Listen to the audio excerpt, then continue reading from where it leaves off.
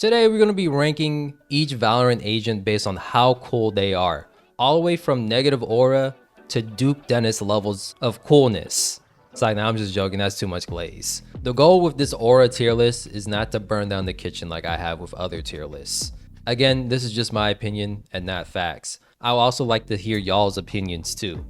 So we're going to start things off in alphabetical order with Astra. Astra is just so much fun to play with. You know, she really does feel like the life of the party. And even though at times I feel like my Nigerian and West African roots are like hella weak, Astra still reminds me of some of my biological family, as well as church friends and family members who are seen as just the life of the party. Social butterflies whose voice just hypes people up and brightens anyone's day who talks to them. Also, the voice actor did an amazing job. In so many movies and other mediums, whenever I hear Africans speak, they sometimes don't feel like real people, or not similar to the ones I've talked to at least. It's like they're some kind of like politician, deity or something, you know? Riot, however, did a really good job at making Astra embody those like West African traits. Every time I hear her voice lines, I just feel better. Plus, as far as we know, she's the only Astra Guardian that we've seen. She literally can move stars and create black holes.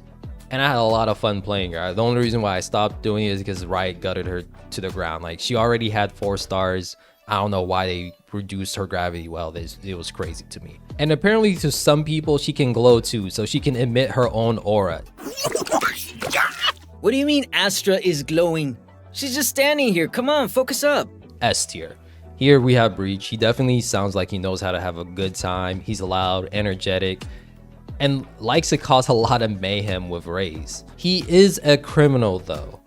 And not only a criminal, but a stupid one too. The man had an opportunity at a second chance at life, and he was like, nah, I'm gonna commit more crimes, which is a crazy thing to do. So like, I don't know. I feel like I gotta knock him a little bit for that. However, his ultimate voice line is pretty cool. Off your feet, let's go! As well as the fact that he can change landscapes. Plus he can play the drums. So we forgive him a little bit. I think B tier is fair. For Brimstone, we have to remember, he's the leader of the protocol. For most members on the team, they only move if he says so. Plus, the dude is built. He's supposed to be in his like 40s or 50s, and he still looks like he can play in the NFL. He's also the only person who can rival Astra's thickness. Damn, boy, he's thick! Boy, that's a thick-ass boy! Damn! Yeah, that's right. He never skips leg days, baby. He does have a few boomer moments here and there. Brimstone, remember, your screen isn't frozen. It's just locked. And no, the internet isn't down. It's never down. However, he looks pretty cool playing the bass. Brimstone is definitely S tier. But first, I would deeply appreciate it if you considered liking and subscribing to this channel, as well as be a member in the future. I have these subscriber milestone goals. At 1K, we'll do a Q&A plus a deep dive video on one specific agent that you guys vote on. At 5,000 subscribers, I'll do a live stream power scaling video with the community, and then put out a separate video based on what you guys vote on, as well as my own opinions too. At 10,000 subscribers, I'll do a full-on video detailing everything that I can find in Valorant's lore, which will most likely be over 2 hours. Thank you for your time. Please consider subscribing, and let's get back on track with this topic. When it comes to Chamber, the man has confidence for days. I know, elephant in the room, he gets rejected by Viper a lot. Viper, don't pretend you're not happy to see me. You're smiling on the inside, I know it. And Viper, how are you? Sorry everyone, I have again left her speechless. Viper, you must let me take you out sometime. Dinner, dancing, I know the perfect place. Chamber, I would rather drink my own poison. At least that's what it looks like, but you have to remember, that's Viper just being Viper. She's cold with everyone. But even the cold-blooded reptilian has to admit that Chamber has moves. She even goes as far as calling him charming. You were charming, but not as clever as you think. Also, when it comes to theme musics, he might have the best one in the game. I'm willing to fight anyone on that. This will be a hill that I'm willing to die on. There hasn't been a better theme music for an agent than Chambers. He did blow up Fracture though, right? We can't gloss over the fact that he did blow up Fracture. However, we don't exactly know why yet. If it was just for money, then we knock him down a few points. But he might have a good reason for that. I'm gonna put him in S tier. I know this is very controversial because he is French. For legal reasons, that's But I feel like just because of how cool he is, we can ignore some of those things, especially the whole blowing up Fracture incident, until we get more info. We have to remember that Clove is immortal, plus was able to help the protocol find the Scions of Hourglass base, so Clove definitely has a bit of intelligence there too. Great storyteller as a dungeon master, hello, away with words. Your party stumbles upon the rubble of a science experiment gone wrong. The souls of the dead wander the halls. It reeks of kingdom. Your party delves into the maw of the earth. Jagged teeth of rock tower above you. A secret was stored here, but no secret is kept forever. Pretty funny too. However, lore-wise, I haven't seen too many amazing battleground feats that they were able to pull off. So for now, I'm putting Clove in A tier. I could easily see them going into S in the future. And now for Cypher, he is so lucky the Reckoning cinematic happened, or else he would have been in negative Riz for sure. The man just dies way too much. He does have this one cool voice line. I am Prometheus, and you are just a god. And I'm gonna be honest with you guys, I don't exactly know what he means by that. I'm guessing Prometheus was some kind of human or titan who took down the gods or bested them or something.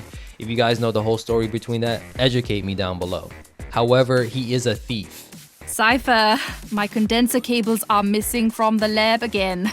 Put them back, please. Thank you. I don't like your toy, Cypher. Don't spy on me. Little engineer, I borrowed one of your transmitters for my camera. I'll pay you back. Probably. Cypher, stop bugging my gear with microphones. You're worse than Interpol. Cypher, you keep eyeing my hardware. Don't. Enough cameras. Their Cypher's gotta go. You know, people with aura don't need to be sneaking around like rats to get what they want. So because of that, I'm gonna put Cypher in B tier. Now, I totally understand for Deadlock, some people might not know how cool she really is. But we have to remember, she took down a bear. Du är tillintetgjort!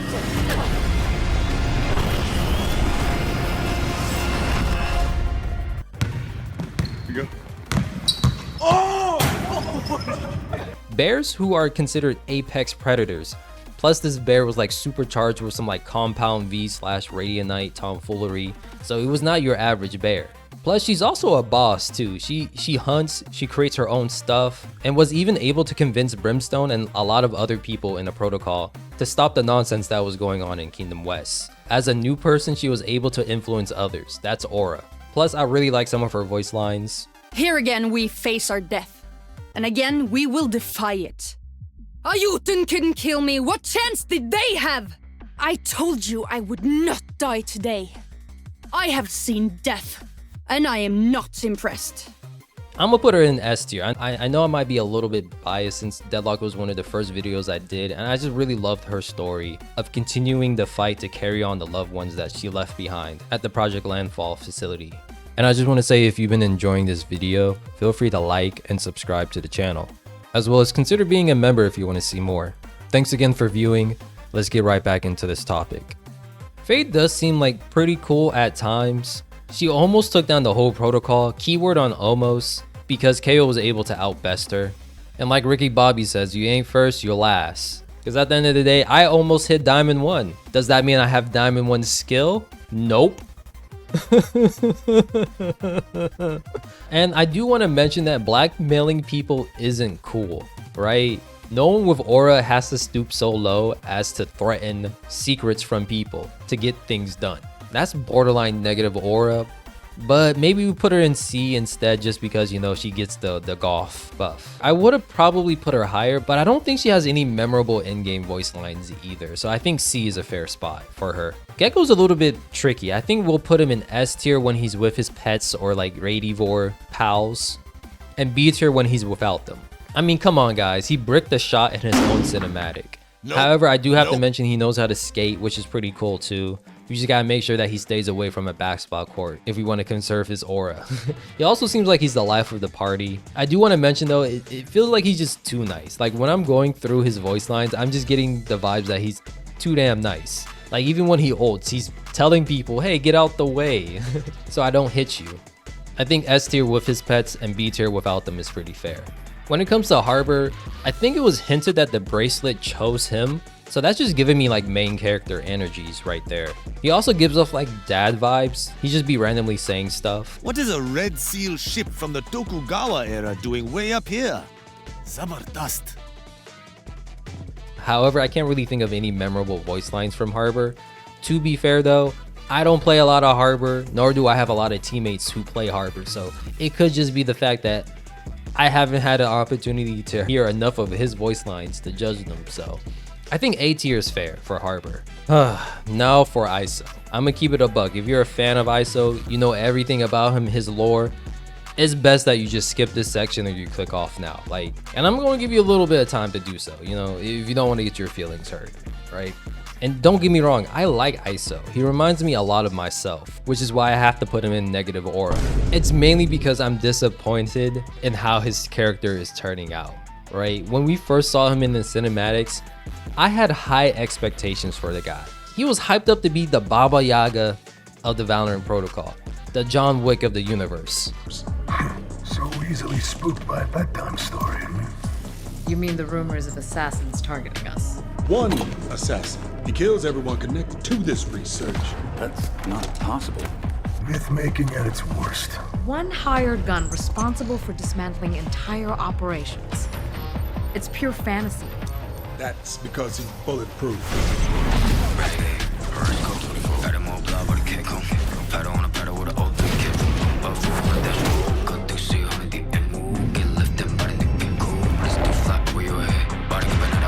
Took out an entire squad with one round. I heard one time he even... Enough! Look, I'm just telling you what I heard.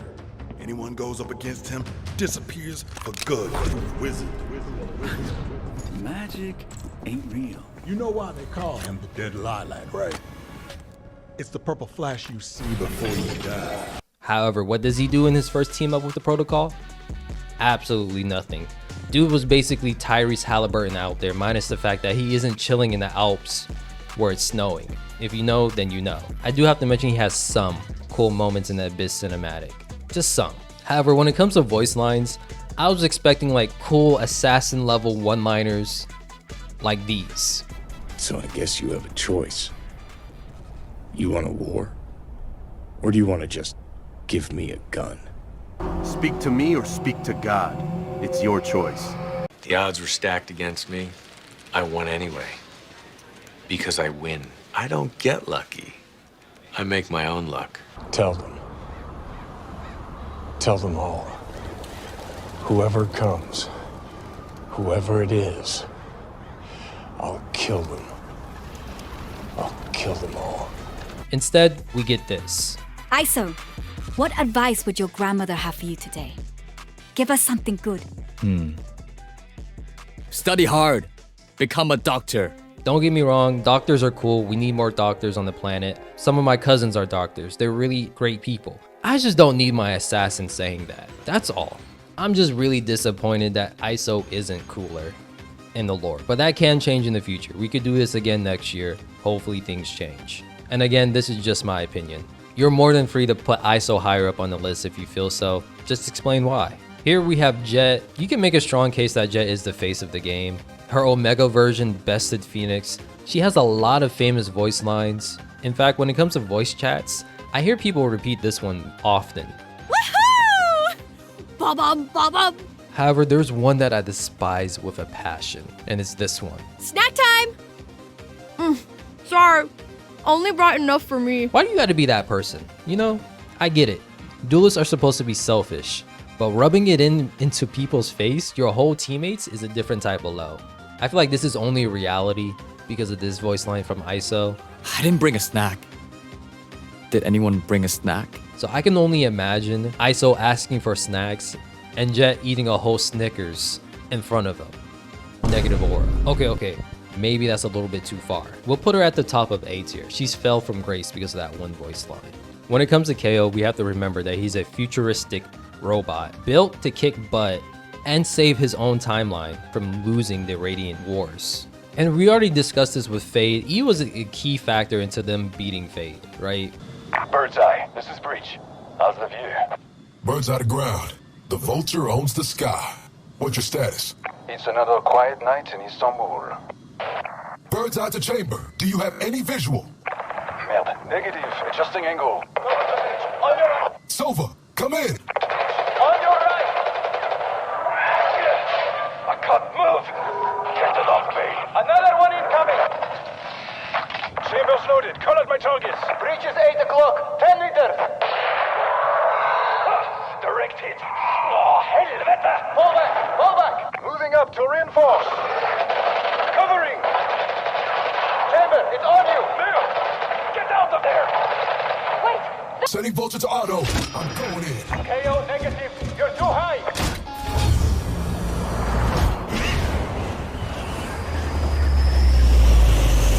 You are powerless. Freeze. Hands in the air. Don't move. Get them up. Now. Target secured. He's down. We got her. Hold on. She was alone? She's a Radiant. My scanner's picking up chatter. Police incoming. Something about this feels off. Of course it does. We didn't find the target. She brought us here. You think it was a trap? Hey, we have to move. Order stand. Everyone rendezvous at the LZ. We're taking her back to base for interrogation. Move out. And I like a lot of his voice lines too. He just sounds cool. S tier. KJ plays League of Legends, negative aura. However, for Neon, we have side nah, I'm just joking. I think KJ in C is fair. I can't really think of too many like cinematic lore feats that she's pulled off. She is a genius, so that's why we're not putting her in negative aura. I mean, like, she also helped build certain people's tech as well. I think C is fair. I just don't know too many like times in the cinematic KJ has looked cool. Plus, I don't remember too many like iconic KJ voice lines either that just screams aura, you know? So I think C is fair. Again, C isn't bad. C means you have like a little bit of aura here and there. However, for Neon, we have to remember she can literally glow up like she has aura. She has visible aura actually. I don't know about you, but whenever I hear her ultimate voice line, it stops me in my tracks and makes me really question my next steps. Neon also has members of the protocol fighting over her, like who should train her between like Reyna and Sage. I mean, to me, that's just aura. And apparently she's a pretty good singer too. Neon's basically the Valorant protocol's triple threat. S tier is more than justified. Now recently with Omen, he's been getting a lot of love from the lore team as well as the art guys, but even before the Reckoning cinematic even took place, the dude had an aura, you know? He had one of the coolest agent designs, as well as the fact that his voice is just awesome. Every time he speaks, it's cool. Shoot, he doesn't even have to say a word to sound cool.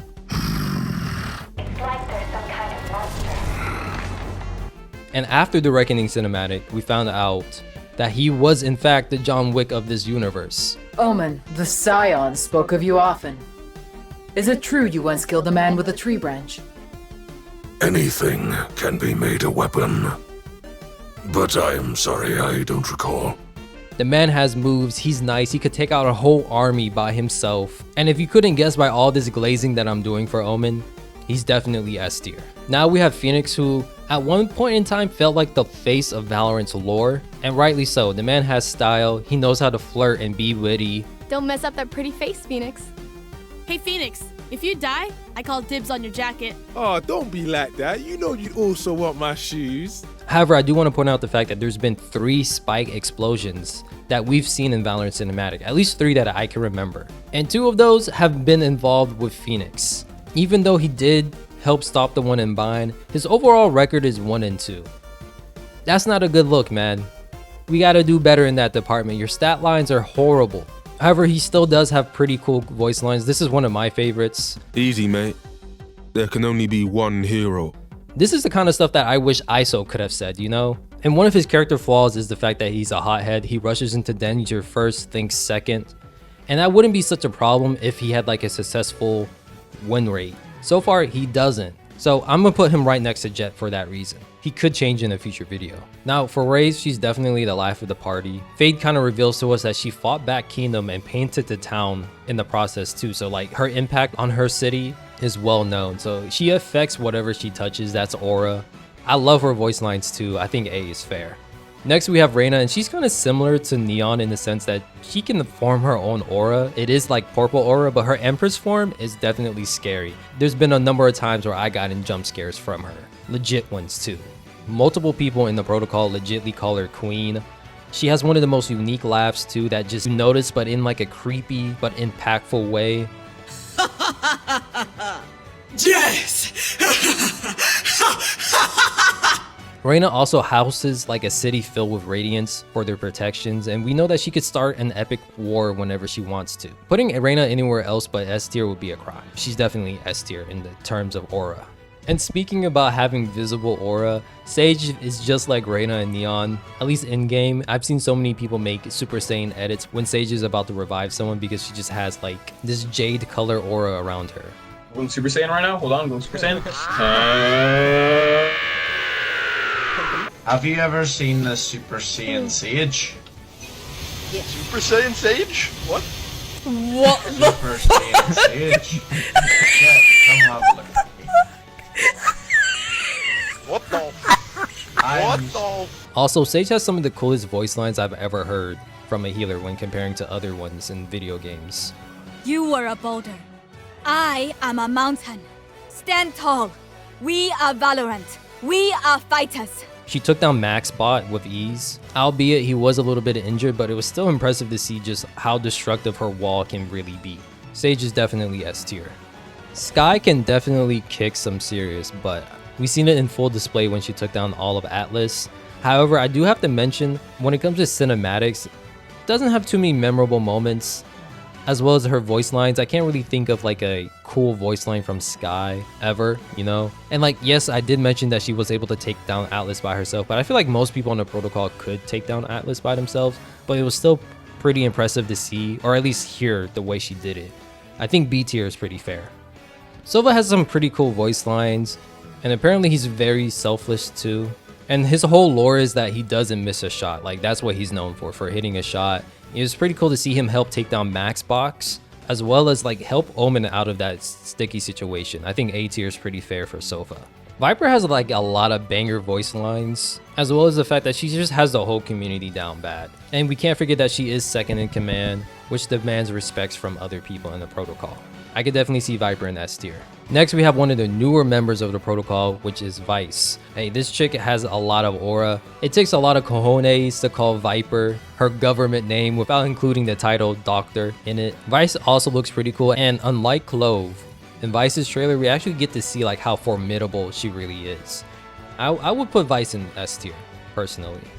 Now, Yoru was designed to be cool, guys. And I think the developers really achieved that with his style and voice line package. I think he's the only Valorant protocol agent that has a custom animation with a skin. That's pretty cool. As well as the fact that his voice line package is immaculate. I think he has one of the coolest ultimate voice lines I've ever heard, or at least maybe one of the coolest aces voice lines, I should say instead. Dying is for other people.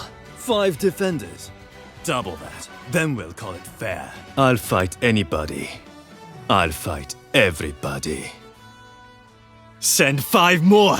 We can do this again! How did every piece of trash end up on the same team? A bunch of Zako want to fight us. They must really want to die. So like, yeah, Yoru's definitely S tier.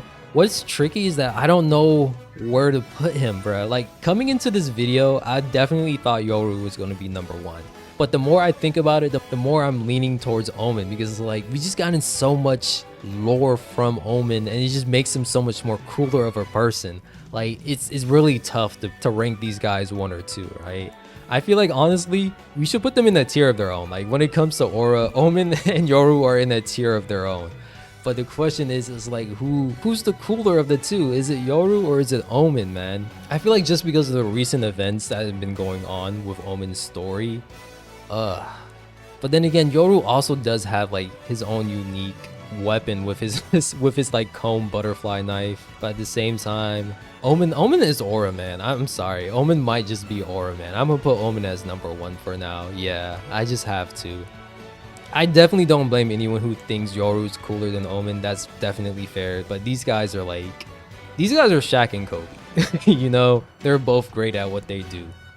But yeah, this is my complete tier list from left to right. Y'all let me know what you disagree with and what you don't. Apparently, it looks like the Valorant protocol is filled with a lot of cool people. Who would have thought? But yeah, don't forget to like and subscribe, as well as consider being a member for the channel if you want to see more videos like these. Till next time, stay safe, be a KDA warrior, and I'll see you guys later.